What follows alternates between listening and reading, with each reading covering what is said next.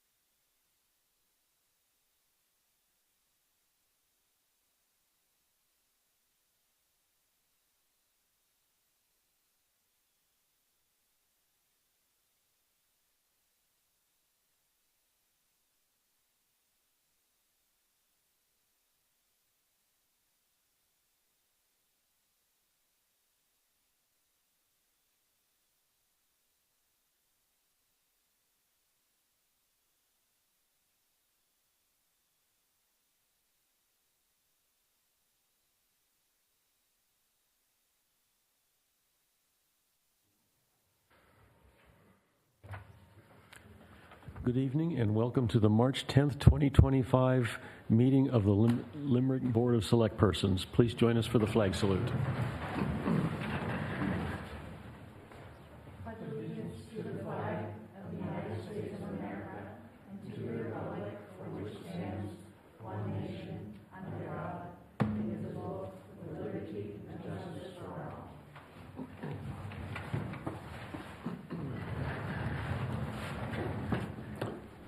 Okay, I'll look for a motion to approve the March 3rd minutes.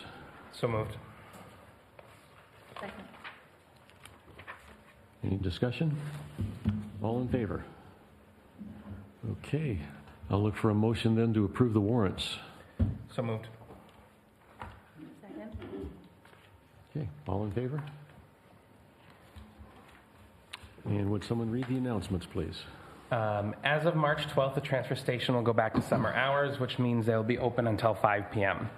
The March vote will be on Friday, March 14th from 8 a.m. to 8 p.m. The warrant questions are available to view on the town website, or a copy is available from the town clerk. The Historical Society will have goodies to sell that day. You can bring something to donate as well. The Select Board will hold a public meeting on Monday, March 17th at 7 p.m.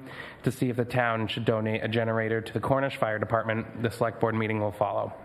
The Planning Board,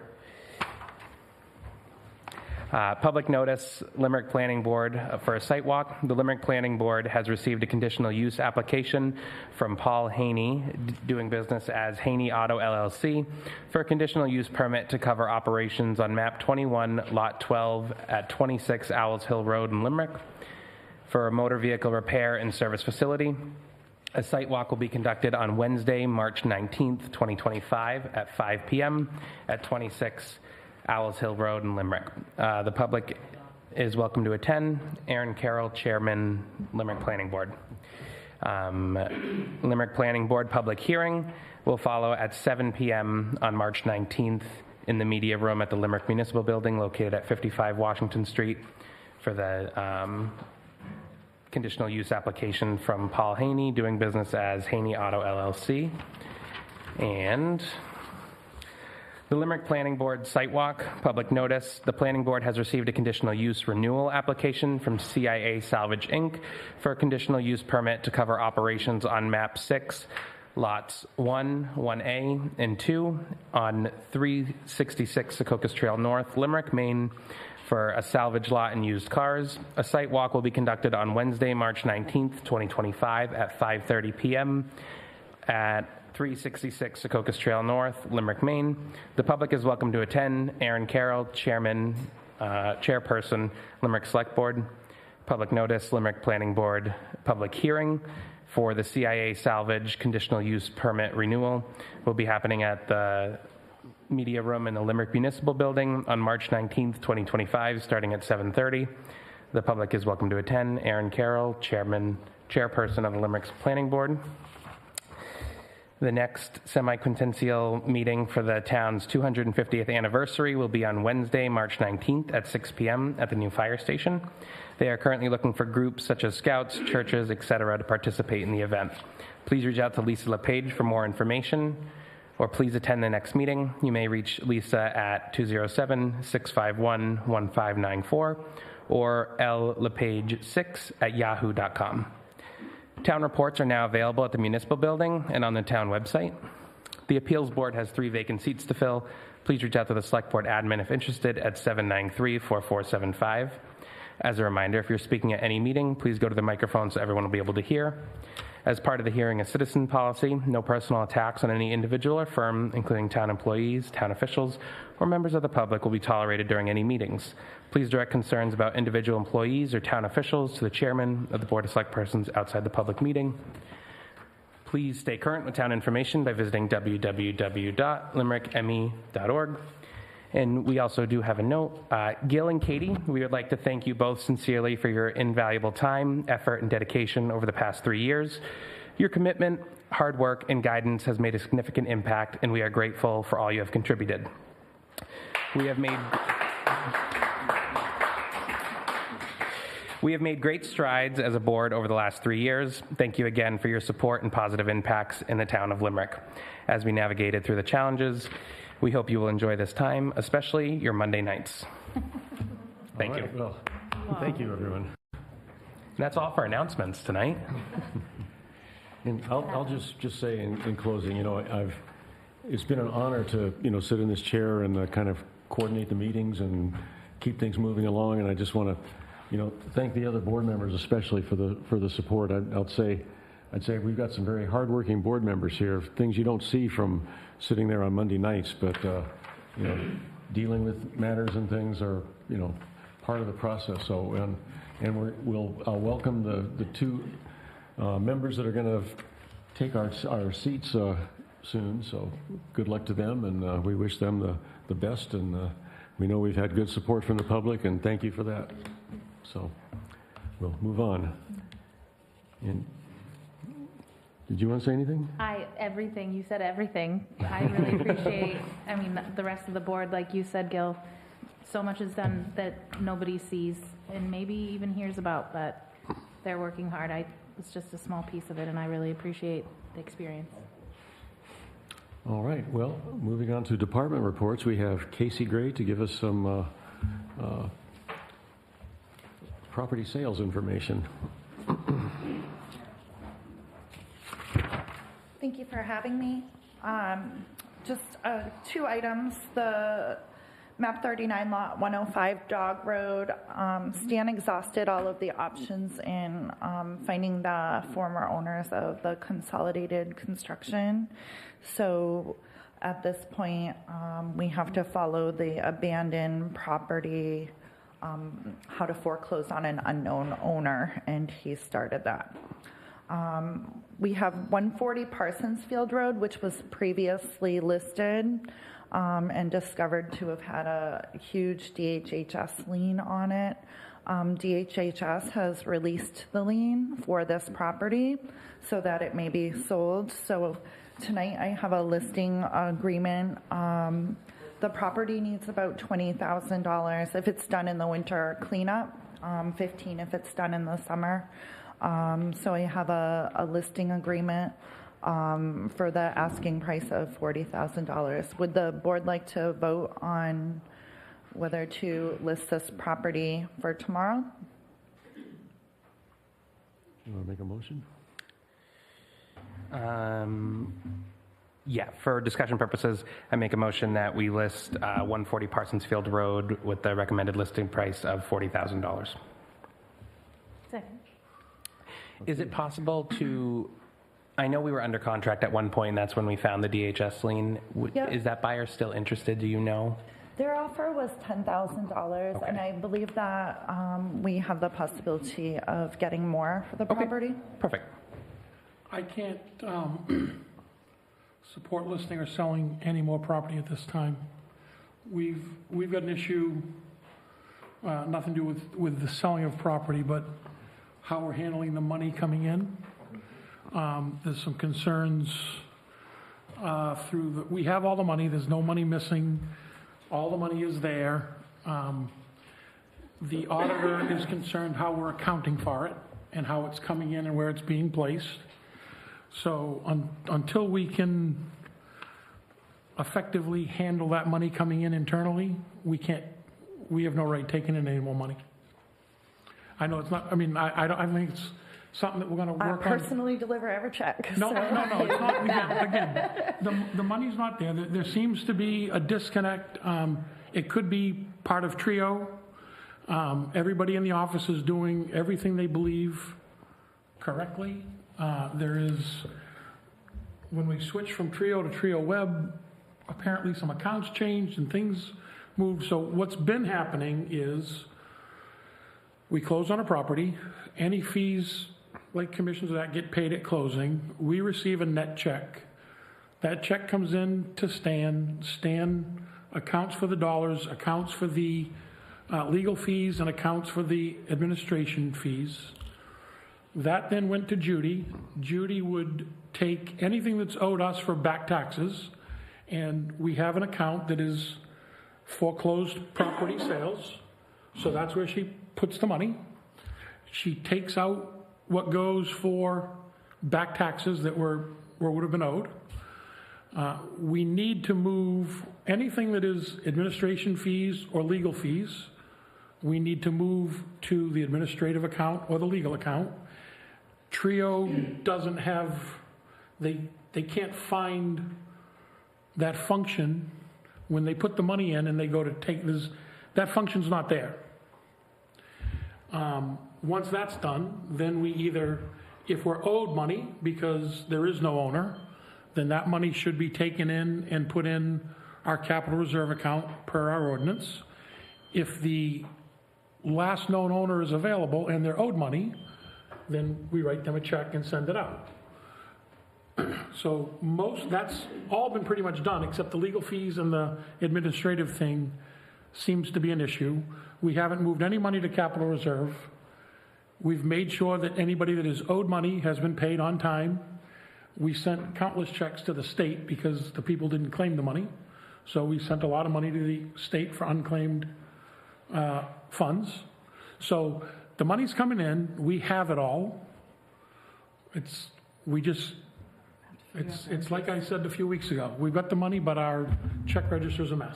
So until they figure that out, we shouldn't be taking in any more money. So you're recommending a no vote? I'm recommending a no vote. I will vote no. Okay. And I don't think it'll be a long time. I think. I think that's so fair. the plan is for the auditor is concerned how the money's coming in.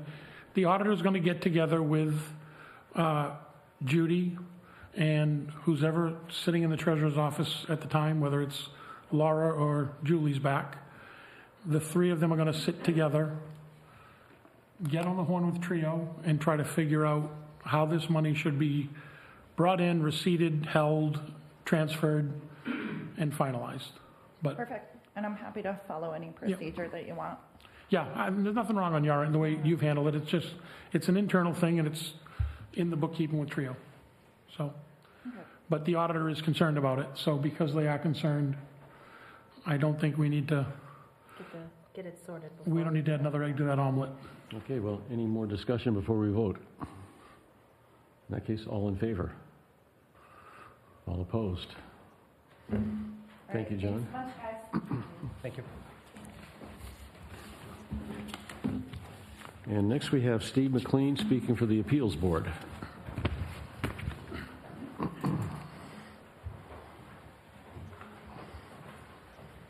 Steve McLean, Appeals Board. So I'm talking to the town's attorney today and the code officer. Have you guys discussed whether we're gonna have an appeal or what's going on with that? So I don't know if we're ahead of what you had scheduled to do. Well, it's further down in the, Okay, under old, well, under I'll old sit business. down So and come back at that point. Okay.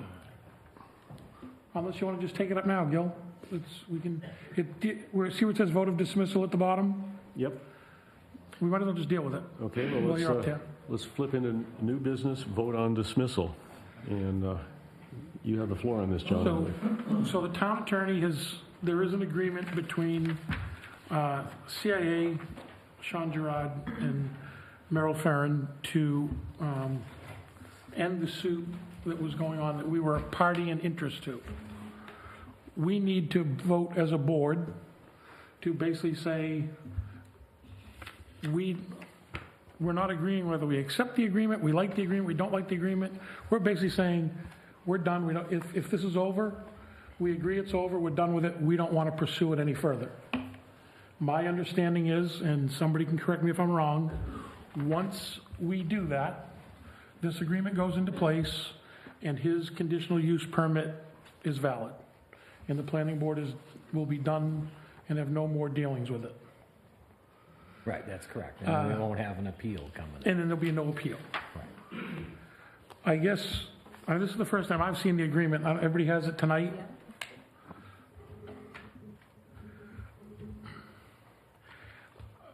Although I definitely agree with us not pursuing this any further. We don't need to spend any more money with attorneys. I'm just curious how two people can basically make an agreement that would normally come like from the planning board. Like, you know, they're talking about all the stuff that Sean has to do to make this agreement binding. And I guess if in fact any of these items become, if he doesn't do them, then it would be up to Mr. Ferran to go back. You wanted to speak to that? Would you mind?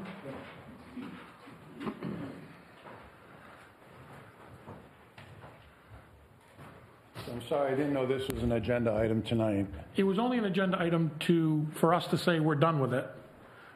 So But- I'm not prepared with exact dates. Yep.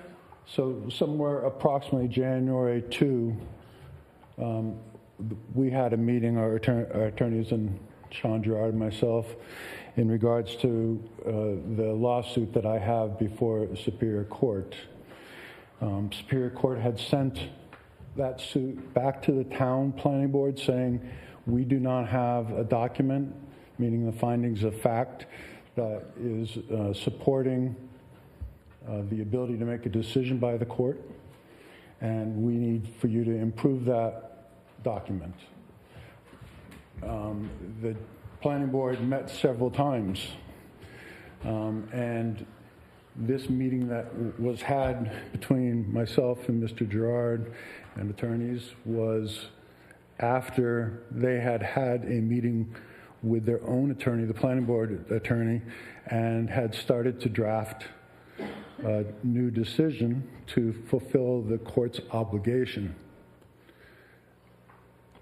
They then sat on it for a little bit because they heard there was an agreement that was made. And the agreement is really for me to bypass the town and not have to pull you folks into it when he's not compliant, because for some reason the code enforcement office has been unable to enforce what the planning board has asked for. And the majority of what you see there is exactly what's in the planning board decision for the conditional use, except for the height of the plantings, which Mr. Gerard continued to fight that he wanted smaller because it's cheaper. So when the decision was made, it said the town had to agree. That was Mr. Ordway's request. Attorney Ordway is Mr. Gerard's attorney. Said the town had to agree to things. And again, that was before there was a new document. And I'm not an attorney, but it seems to me, because there was such a delay by Mr. Ordway and CIA to move forward with this, that the opportunity passed because the planning board finally said, we spent all this money to write a new document, and they did. So there is now a new document that is different than what the appeal board used when they made their decision, which would make the prior appeal no longer valid and would have to be reappealed.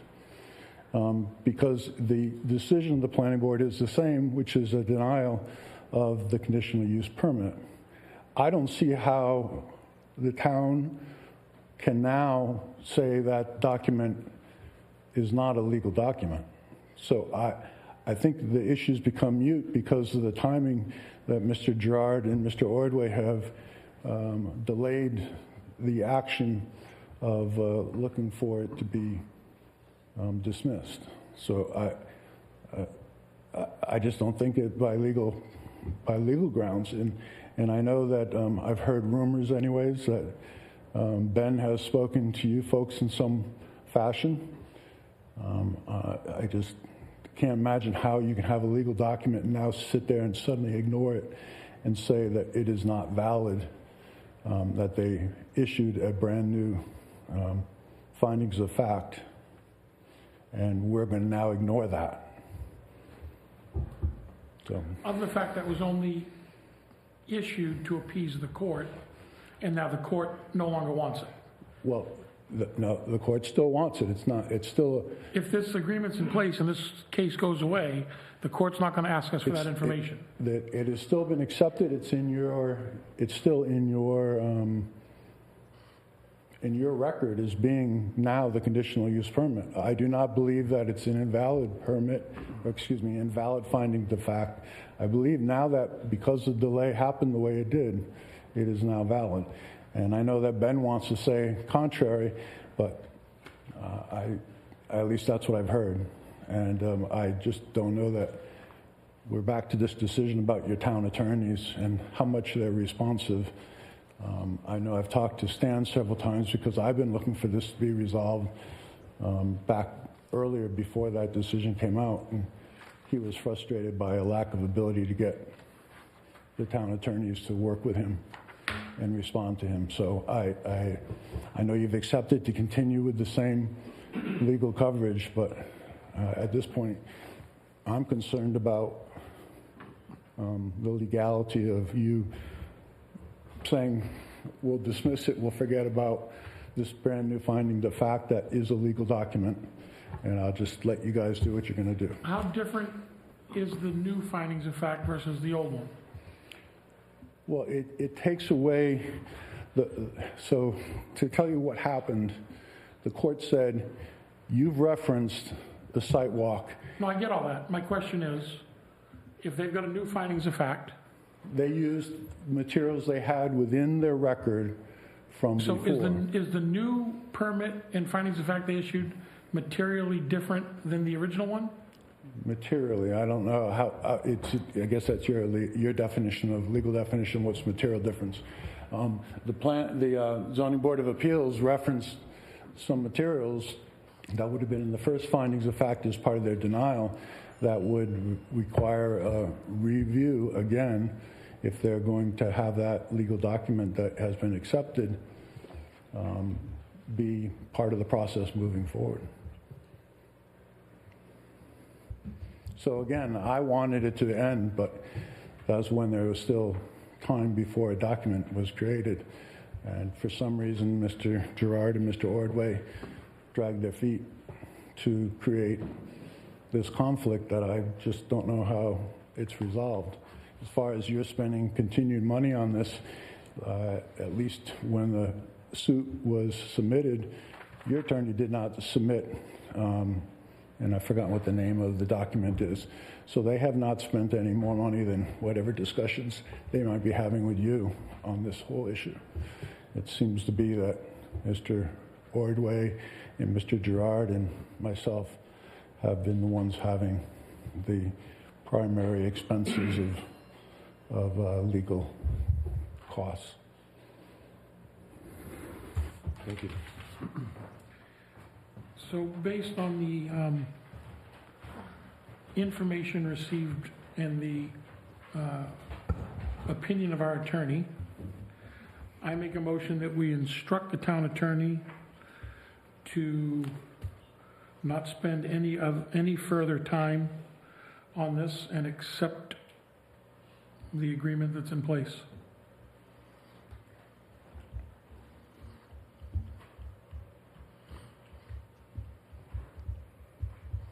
Well, hearing no second. I have one more statement.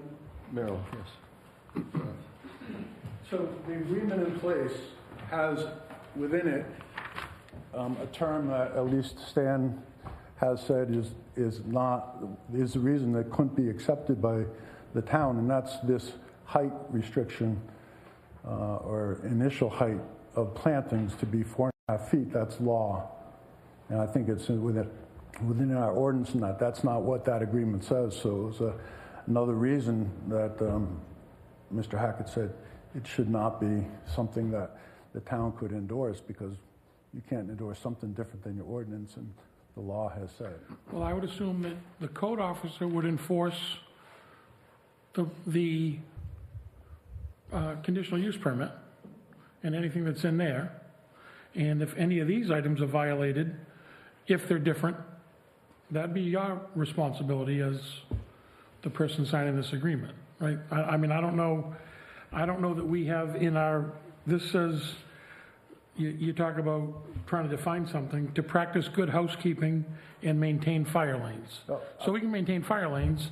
I guess I wouldn't ever want our code officer to determine what good housekeeping is on a property like that. So that'd be up, that if you think he's violating Section D, then that would be for you to. You said your motion was to accept what was in that agreement. No, Consent that to was what you dismissal, I said, think, and is all so- it is. I don't, we're not accepting this as any part of our, I don't mean for this to be accepted as any part of our permitting process. I'm just accepting this as a way to end our affiliation with this lawsuit. I will make a second for ongoing discussion. Absolutely, it looks like we did receive an email from our attorney that indicates, as it says here, there's an agreement between the two parties. We just have to consent to dismiss. And that's what I imagine you're saying. Yes, that we're not going to, Spend more time. when I assume that Mr. Ferran has to dismiss the case because he brought it, Yeah. and then we just have to consent to that. Yep. Okay, well, we've had a motion and a second, so, and discussion. Anything further? Okay, in that case, all in favor? I'm going to abstain just because there's too much information going on that I'm not familiar with. But it does pass. So that should answer your question. There should be no appeal. Okay, well, going into old business, there were no legal accounts to review this week. There's nothing new on the Cemetery Mowing and Veteran Cemetery Committee. With the garden liability waiver, that's something... Cindy from the library. Oh, did you want to speak, Cindy? Okay. Nice. We'll slide you into the agenda. Cindy Smith, I have a report for the library. I didn't mean to interrupt what you were talking about. So I just have a few things for the library. We have a writers group that meets the second and fourth Friday of each month from 2 to 4. This particular month, we are closed this Friday, which is the second Friday, and because of the town elections. So the library will be closed on Friday for to alleviate any parking issues with people coming in to vote. The writers group is open to anybody that would like to come. So also on Wednesday of this week, it's an early release day from the Line School.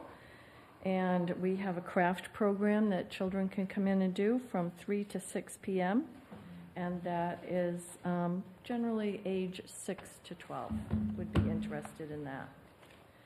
We have on the third Tuesday of each month, the Cook the Book program, where this month we're actually choosing a recipe from any Betty Crocker cookbook. And so what you do is you cook the whatever recipe you pick. You kind of call in and tell us what you're going to pick, because we don't want, 5 brownie recipes. So we have to like to have a little diversity there. So that is from noon to 2 on March 18th. We have a kids book discussion group also this coming Wednesday at 4 p.m. And the book that they'll be discussing is Call of the Wild. Wednesday, March 19th at 6 p.m., we have a financial advisor. His name is Andrew Novick. He is from Edward Jones. And he called and asked if he could come and do some monthly programs. So we have him scheduled for 4 different Wednesdays, the third Wednesday of each month. And this month he'll be talking about retirement and how you might want to work toward achieving your retirement goals, what matters most to you, and he is bringing coffee and refreshments. So that is open to anybody that would like to come. And we have preschool story time every Tuesday at 10. Card games, they meet in the basement. Those are for adults, not for children. 1 o'clock every Monday. And we have 2 adult book discussion groups. One is, they're both on the last Wednesday of the month. One is at 10 a.m. and one is at 6:15 p.m. And right now we're doing some fundraising for the Lego program that we had last year. It's a week-long program, and that is for 8 to 12-year-olds. And we're doing the fundraising, and I've sent the letters out to the area businesses, and we've gotten 1 check already today in the mail.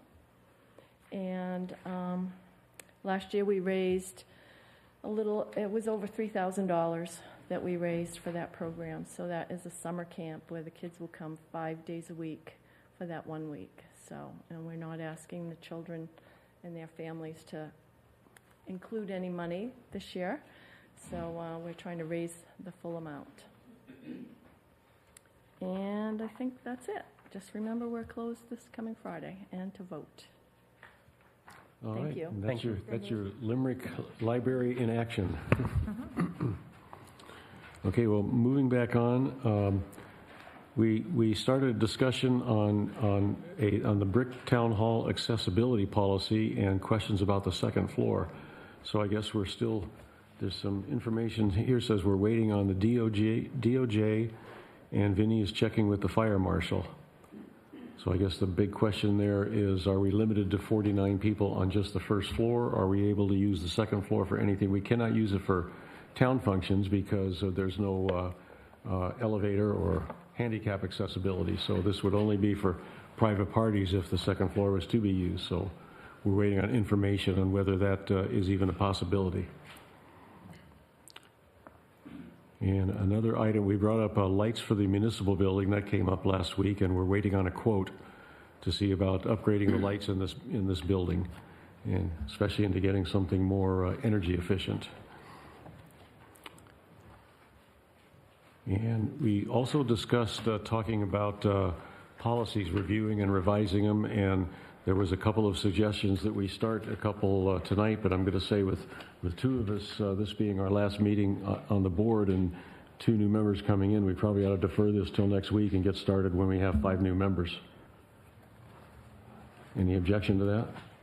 No, I think we should just bring these back next week, let the new board members see them, and then discuss them the following week. Yep. Okay, that we're going on to new business. We have 2 municipal deeds to sign. We can do that after the meeting.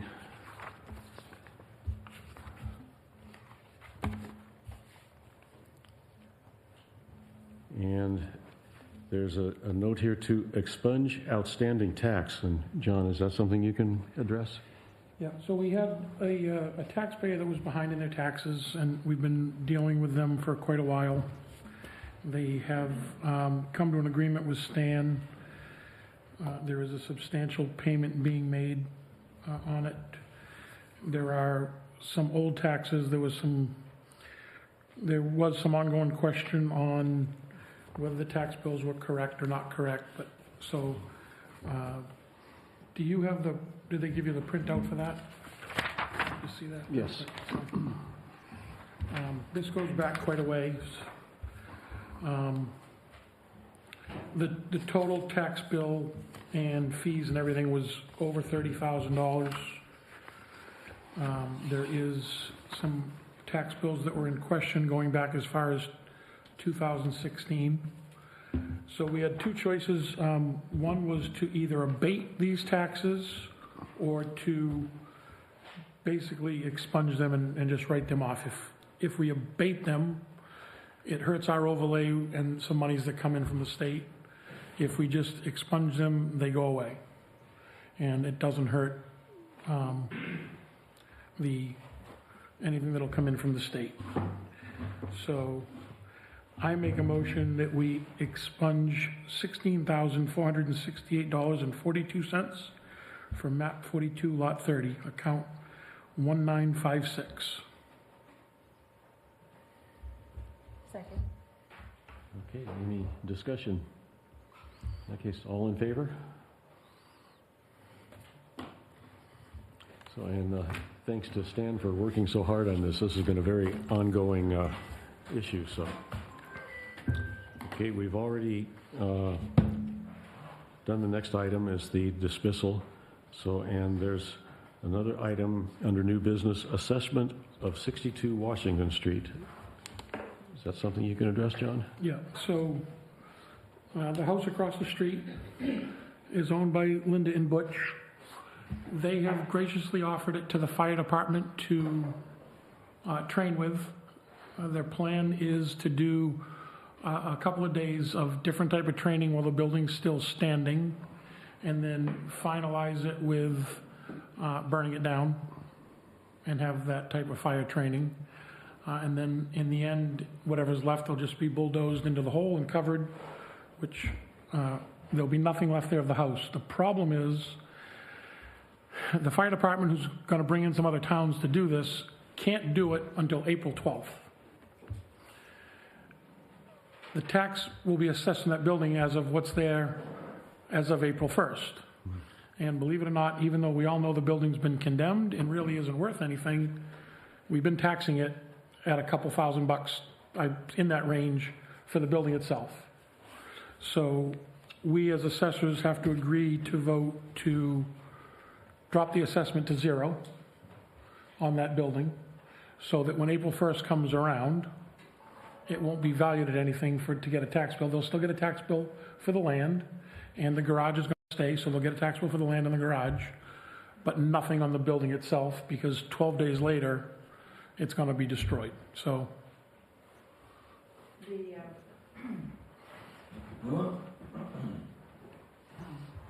Okay, right at this moment, Stan had condemned both buildings. So I don't know if that brings the value to 0 for April 1 or how that's going to work. Both buildings includes the garage, you mean? Yes, he condemned the garage as well. So I'm trying to save the garage, and it does need a new roof and an entry door. It's pretty rotted around the door. The rest of the building's in pretty good shape. Right now, it's still housing all of Nancy's belongings, which I haven't decided what to do with, so I'm not burning the garage down at this time. So I'm not sure at what point I may or may not, demolish the garage as well. But for right now, they're both condemned, which, my understanding is the value should be 0 based on that. But my concern is because they really want to wait till the 12th. I tried to get them to do it by the end of the month, but my understanding is Vinny's going to be in Florida for part of these next couple weeks on vacation. He really wants to keep the 12th, but I said, yeah, but then I'm going to pay for a building, for 12 days that I don't want to pay for. So I don't know if the town's going to rule that they're both condemned, so it's 0 and I pay for the land, or I guess that's up to the select board to decide. So I make a motion, we instruct Mike O'Donnell to assess 62 Washington Street on April 1st for the value of the land and the garage only, and to give the value to the house $0. Second. Okay. Steve, you have a comment on this?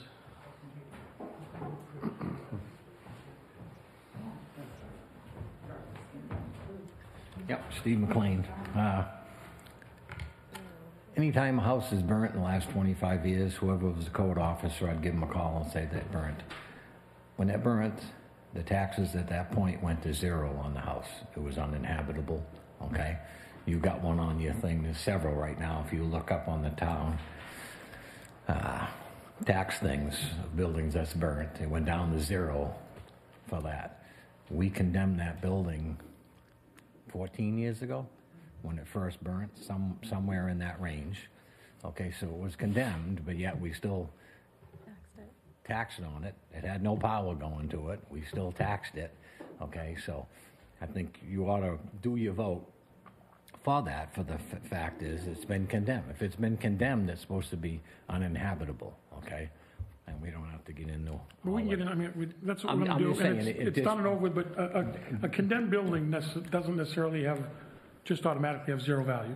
Well, when the building's burnt and they can't live in it, but it's still standing, it goes right to 0, John. Well, got all I've the never been in the papers. building, I don't know, but I've seen. No, I'm saying any other building we've had in town, that's what they did until, they got a permit to rebuild or whatever, so Then you're we're- on the right then we're track, so you doing- ought to do that just for 2 weeks. Thank you, we're following your lead, so we're perfect. No, and then on the garage, if that, if you wanted to come later and get an abatement on that, that would be a possibility too, if now we just approve the house being eliminated. So that would always be a possibility. Okay, that being said, all in favor? Yes. Okay, it was opposed or I'm just going to abstain. one abstention? Has something to do with the fire department. I don't want it to come back and get me somehow, some way. Okay, well, with that ends our new business. Is there a hearing of citizens? Anyone? So what you're saying is we can go forward on April 12th, correct? Can you just leave it at April 12th? Yeah. Okay, well, I will let them know. Or John, you wanna, I know we've talked about this already. Yeah, we can. Give them a call. Yeah, we'll let Vinnie know that the 12th is fine. Okay. Any hearing of citizens? Any? Tony?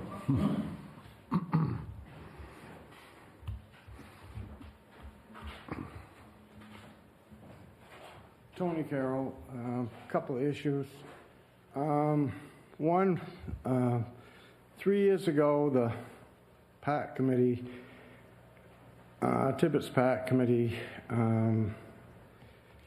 wanted to come to an agreement with the neighbor because we knew the boundaries were pretty shaky up there and get a boundary line agreement. After much research, the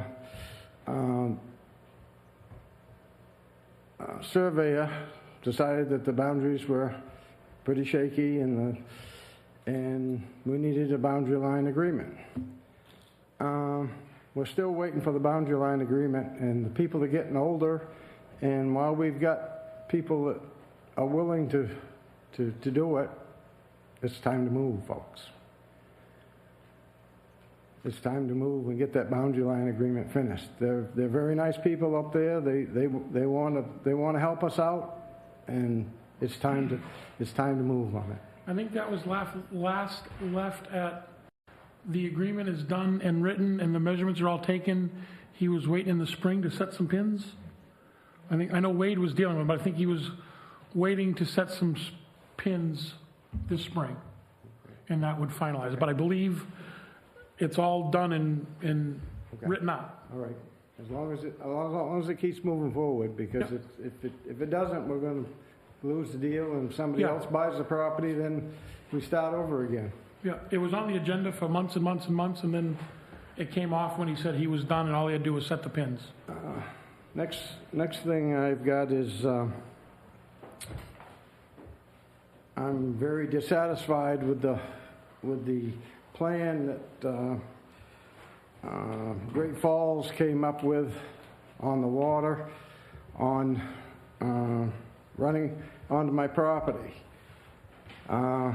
I gave the town an easement as long as the water that entered my property, other than a 100-year storm, was going through the pipe that we put in. And the town bought a pipe, and I had my engineer up there, wanted to meet with they basically designed a detention pond, and the detention pond contains water, and then it releases it every which way, not necessarily through the pipe, which puts me in a bad position.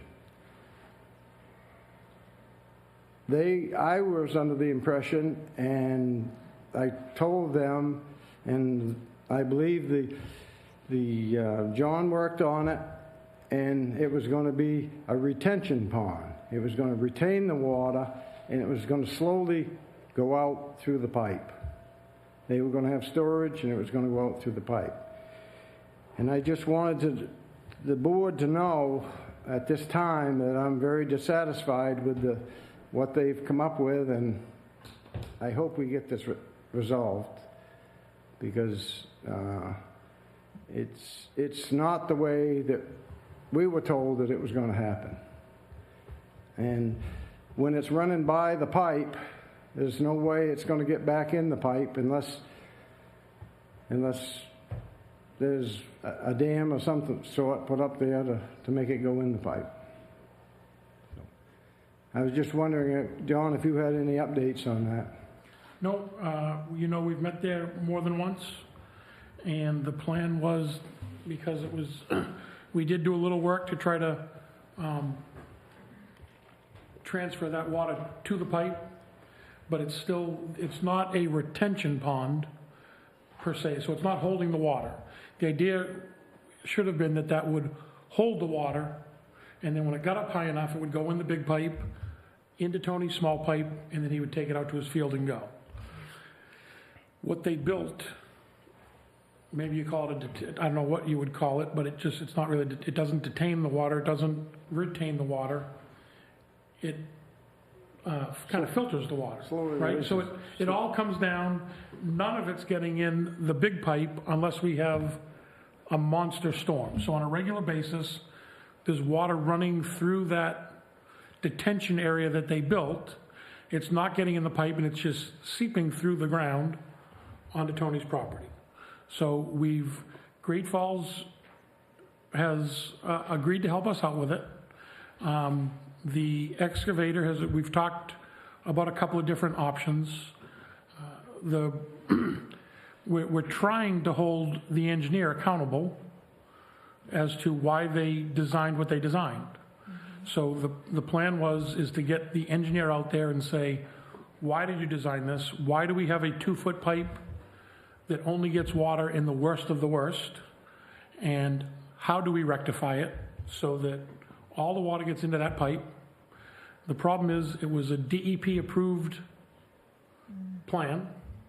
So we are waiting for the engineer to come back out. I thought we were under the understanding that we would get early spring, we would get them back out and find a way to correct it. And the excavator is willing to be involved in it. Great Falls is willing to be involved in it. And I believe we as a town have said, we need to make this right, because we promised that the water would be in a pipe, and then from there, once it hit Tony's land, he could take that pipe anywhere on his land he wants. And he has the pipe, it makes no sense to put it in because there's no water going to it. The water is just kind of trickling out around it. So we are aware it's a problem. We've agreed to correct it and make it right for you. The excavator did not want to be involved. He said he had done his job. No, Tony, we were there together. We talked about putting in, I don't know what you call it, an F box. Yeah. We talked about putting in a retention box, and he said, I have one, I'll give it to you. I'll bring it here, I'll put it in. So he was willing to help out with certain pieces of it. How we end up, that solution wasn't acceptable to everybody. So we got to get the engineer out to say, okay, are they going to take all that rock up, and maybe they just have to line it with plastic and put it back down. I don't know how they make that. I don't know what they do. I'm not going to speak to the answer, but they've talked about clay berms. They've talked about lining it with clay. They've talked about a detention box. But we need to get the engineer who designed it and ask him, why isn't this water going in this pipe as it should? I just wanted this board that sets through this project to realize that I'm not satisfied with the way it is right now. Thank you. All right, thank you, Tony. Anyone else? Sure. Thank you. My name is Sean Carroll. I'm a citizen of Limerick. This should put to bed any talk that I'm in cahoots with any members of the board, because based on what Mr. Medici said earlier, I'm presenting a purchase and sales agreement to buy the Moore Building on Main Street for $75,000. And I understand and accept and appreciate what the board said earlier tonight. If the board is interested in selling the building, which I believe the way they came about owning the building, it can be a board-approved sale, like the other pieces of property that have been transferred. If the town would like an extension so that the new board can look at it, I perfectly understand that. If the town would like an extension, if they agree to the sale, if they would like to extend the money changing hands part of it until they figure out the trio, what they're doing with the excess funds that they're coming into contact with, I'm fine with that. My interest is, I've been here almost 50 years, since I was a kid. That building has really been undervalued, underutilized. It's a property on Main Street that was a business property, and then it was sold to the library and then gifted to the town. I would like to renovate the building with my brother. I think we have a pretty good track record. We've taken several abandoned and certainly underutilized buildings on Main Street with the promise of turning them into places of commerce. We've allowed free use of our parking lot to businesses in town. That building sits as an eyesore on Main Street. It's a beautiful building potentially, but it's got issues with, it's got an oil tank underneath it, needs paint, it needs a long list of things that need to be done with it. I live next door to it. I've grown up in this town, and it's sat just as it is for the last 49 and a half years that I've been here. So what we would like to do is make it a place of commerce again. We'd like to purchase it, fix it up, and put a business in there, and that's what should be in there. And we've got some ideas on what we would put in there, but first things first is to get the town to sell it to us so we can get to fixing it up and making it a place of commerce again. That's all I got. Thank you. Okay, thank you, Sean. I'll just say I do, support, business improvement in town and such, but I'm not ready to respond to this just because it's my last night here and we got a new board coming on, so I'd like to have this an issue that a new board can discuss and take up. So I'd prefer to defer this for at least another week. Any objections? Okay, well, we're back to hearing of citizens. I saw all kinds of hands back there. Merrill Farrand again. Since the board's changing, I'm not sure how this is going to go, but a couple weeks ago, someone was before you talking about Rangy Road and the quality of that road after having, it was both about the quality of the road from the reconstruction that was done as well as the snow plowing. But I want to have you folks look at that road, drive it yourselves, and see that section that they pulverized, ground up, whatever, and have laid one layer on is just horrendous. And I question, I'm not a road engineer, I just question that you paid for something that you're not getting. And I drove it today, because we got an email on it. What section of road did they do? So they did from Felch's Corner, as I understand what it's called, down to the bottom of the hill. Down the to first hill. The bottom of the first hill, like where the metal shop is? Yes. Okay.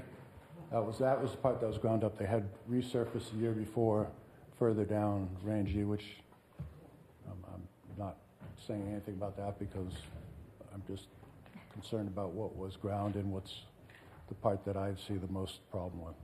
So I know they came in and they explained a part of their process. They plan to go back and fix that in the spring. And they're talking about skimming it. I'm just telling you, drive down it, and well, you said you drove it. I couldn't find, to be honest, I expected to see a section of road that was in better shape than the entire road. The whole road looked like it needed work from one end to the other. So I didn't notice an area that was markedly better than the rest.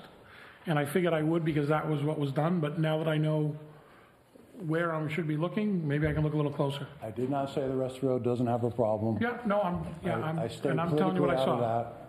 I, however, know that you paid to have it ground up, and I don't know what the base was, but it just seems like there's something wrong that it should be in the condition it is, and skim coating it and, putting lipstick on it, I'm not sure that's where you want to be going with your money. So don't know who to tell you to give you an opinion, but I'm concerned. Okay. Steve, I saw your... Yes. So it's the other direction. Yeah. I thought you already discussed it with Carol Material. We did. Fix it this spring. Yeah, that's exactly what I was saying. They're gonna skim coat it. Oh, I don't know. Well, he explained the process and the issues that they ran into at the meeting with paving that section of road and the reason that it is in the condition it's in, but that what they go back and do in the spring for the additional monies that they didn't charge us for the whole project would kind of fix that whole issue, according to what he said. Okay.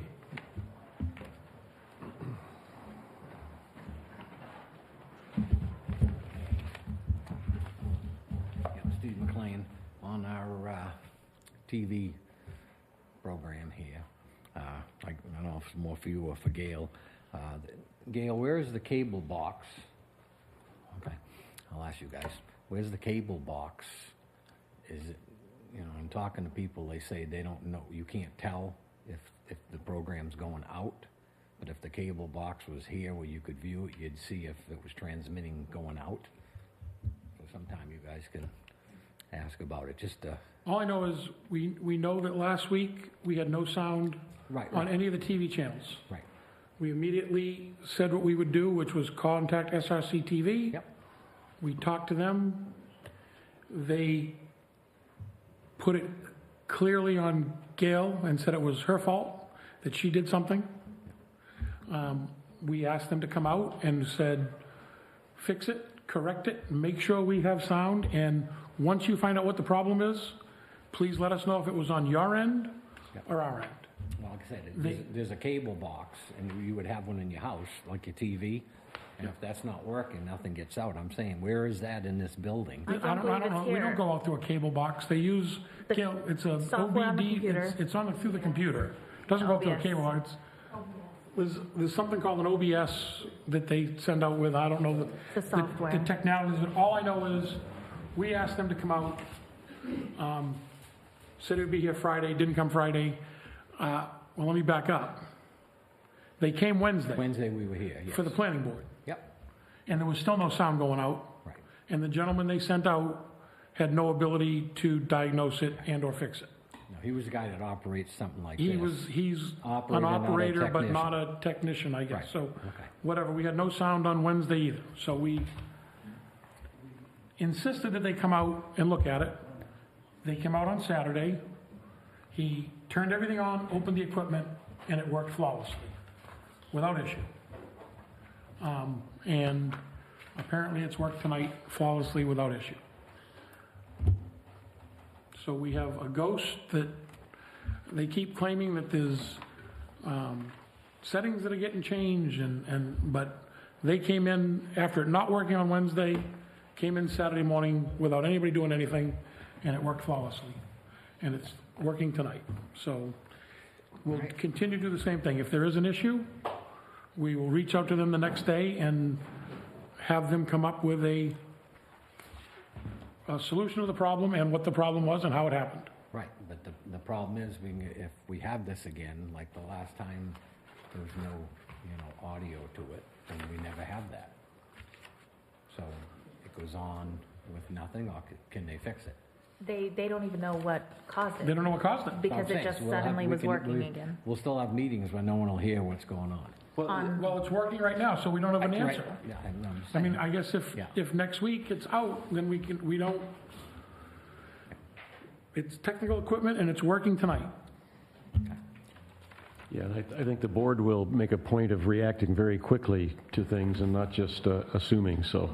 My understanding is that it worked over the live stream, which you can watch the live stream back. Yes, you can. The live stream on The live stream it on is. The computer, cable went box, on cable TV you can't hear, but the live stream you can. On your cable box you cannot hear it unless they But not- took yep. the live stream video and posted it. I don't know what they do. The live stream worked though. There was audio. I was watching it 10 minutes before the meeting. Okay, anything else? Lisa? Lisa LePage, rec director, no, wrong Whoa. committee. Historical committee director. I want to thank everybody for the support, the fire department. We've been meeting up there each of our time capsule meetings. We need the public involvement. It's for the public. We're trying to create this similar to the Founders Days. is what we're aiming for. We're talking, we're going to take on August 9th, taking over School Street. And we've got several different businesses already involved for different programs. But there's always room for more. Yeah. So March 19th at 6 o'clock at the fire department, everybody, anybody is welcome if you have suggestions. If you don't want to show to a meeting, we have it via Zoom. Gail sends out a Zoom link so that we can do it via Zoom, because we have David Carpenter, who is the last committee member 50 years ago. He's the last living, he was co-chairman. So he has a bunch of stuff that we need to get up here for this program. But we need your ideas, your thoughts. We're trying to keep the cost down for families. We want it approachable for families. So, yeah, we will be knocking on doors for businesses for sponsorship also. Any questions about that? Time capsule? Are you guys going to do another one? What's that? Are you going to do another one? Take one out, put one back in? And that's the plan. Yeah. We're going to have envelopes. Apparently, there are 200 envelopes in this time capsule. Kidding. So our plan is to take it out, let families come and get their envelopes. We'll have it organized so that people can get it, and then replenish it for the next generation.